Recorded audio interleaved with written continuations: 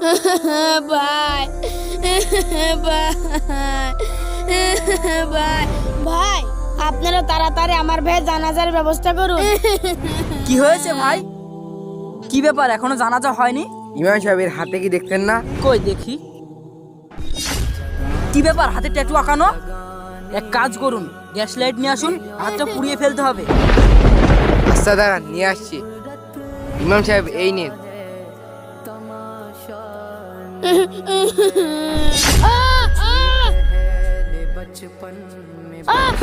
আমার হাত পুড়ে যাচ্ছে।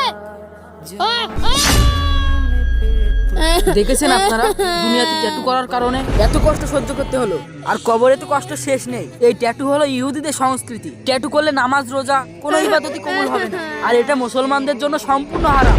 আচ্ছা যাই হোক, আপনারা সবাই জানাজার জন্য প্রস্তুতি গ্রহণ করুন। হ্যাঁ চলুন। বন্ধুরা, কমেন্টে সবাই আমিন লিখবেন।